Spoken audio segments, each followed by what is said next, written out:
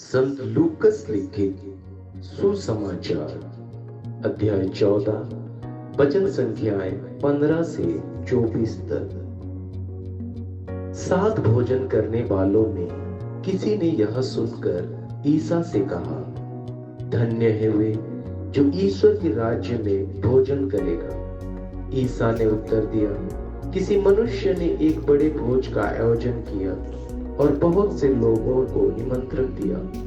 भोजन के समय उसने अपने सेवक द्वारा निमंत्रित लोगों को यह कहला भेजा कि आइए, क्योंकि अब सब कुछ तैयार है। लेकिन वे सभी बहाना करने लगे। पहले ने कहा, मैंने खेत मोल लिया है और मुझे उसे देखने जाना है। तुमसे मेरा निवेदन है, मेरी ओर से क्षमा मांग लेना। दूसरे ने कहा, मैंने 5 जोड़े बैल खरीदे हैं और उन्हें परखने जा रहा हूं। तुमसे मेरा निवेदन है, मेरी ओर से क्षमा मांग लेना। और एक ने कहा, मैंने विवाह किया है, इसलिए मैं नहीं आ सकता। सेवक ने लौटकर यह सब स्वामी को बताया। तब घर के स्वामी ने क्रुद्ध होकर अपने सेवक से कहा, शीघ्र ही नगर के बाजारों और गलियों में जाकर कंगालों, लूलों, अंधे और लंगड़े को यहाँ बुलाओ।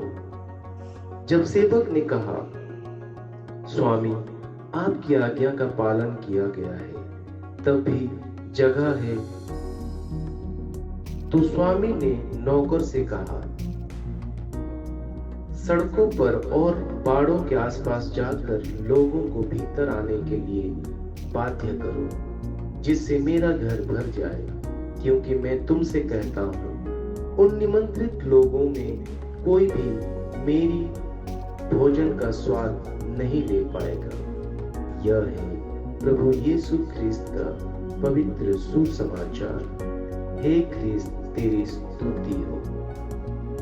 ख्रिस्त में मेरे माता पिताओं, भाइयों बहनों और प्यारे बच्चों, आज संत लूकस लिखित सुसमाचार का अध्याय 14 वचन संख्याएं 15 से 24 में यीशु एक कहानी सुनाते हैं जिसे महान भोज का दृष्टांत कहा जाता है।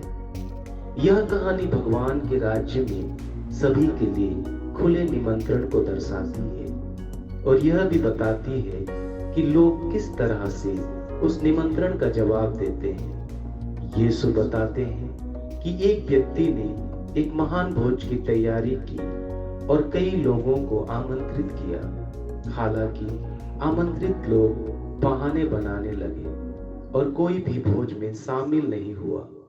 इसके बाद उस व्यक्ति ने उन सभी को बुलाया जो आमतौर पर ऐसे भोज के लिए निमंत्रित नहीं होते, गरीब, अपंग, अंधे और लंगड़े।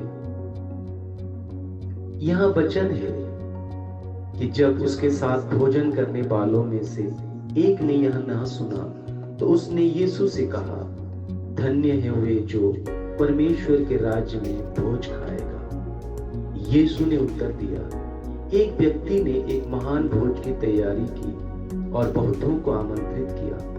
भोज के समय उसने अपने सेवकों को यह कहने के लिए भेजा, आओ, सब कुछ तैयार है। लेकिन उन सब ने एक जैसा बहाना बनाया।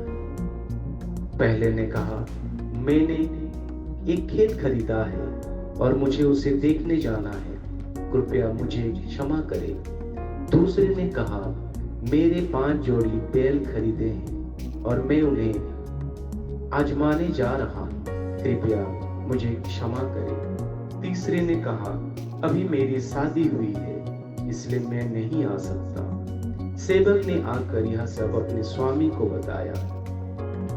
तब घर के मालिक ने क्रोधित होकर अपने सेवक से कहा, जल्दी से नगर की गलियों और सड़कों पर जाओ और गरीबों, अपंगों, अंधों और लंगड़ों के लिए आओ।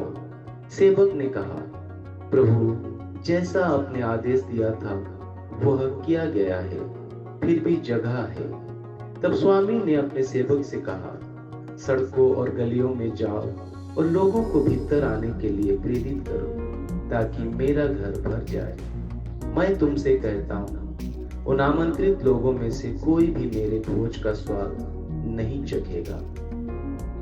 उदाहरण से व्याख्या। भगवान का निमंत्रण और मानव बहाने। दृष्टांत में भोज का आयोजन करने वाला व्यक्ति भगवान का प्रतीक है, जो अपने राज्य में लोगों को निमंत्रण देते हैं, लेकिन कई लोग बहाने बनाते और अपने धन, रिश्तों और व्यक्तिगत हितों को निमंत्रण से अधिक महत्व देते हैं। उदाहरण स्वरूप, कल्पना कीजिए कि किसी ने अपने दोस्तों को एक जश्न के लिए आमंत्रित किया है। उसने इस आयोजन में बहुत मेहनत की, लेकिन जैसे जैसे दिन नजदीक आता है, उसके हर दोस्त को बहाने मिल जाता है। कोई काम में व्यस्त है, किसी की व्यक्तिगत योजना है और किसी का परिवार का काम है। मेजबान को निराशा होती है, क्योंकि उसकी मेहनत के बावजूद लोग उस निमंत्रण को महत्व नहीं देते।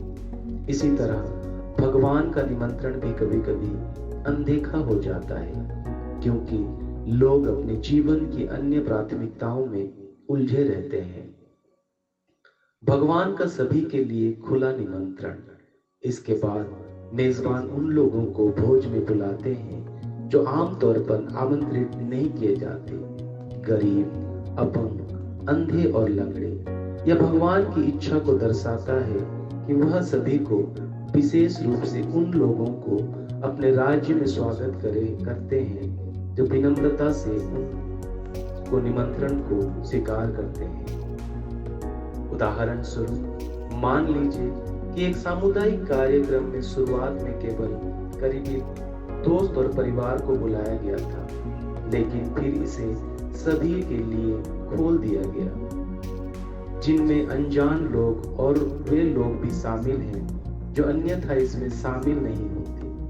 मेजबान चाहता है कि वहां ऐसे लोग हो जो सच में वहां रहना चाहते हैं, चाहे उनका बैकग्राउंड कुछ भी हो। इसी तरह भगवान का प्रेम और निमंत्रण सभी के लिए है, खासकर उनके लिए जो इसे विनम्रता और उत्सुकता से स्वीकार करते हैं। भगवान के निमंत्रण को खोने की चेतावनी। यीशु यह चेतावनी भी देते हैं कि जो लोग भगवान के निमंत्रण को अस्वीकार करते हैं, वे उसके आशीर्वाद को खो सकते हैं।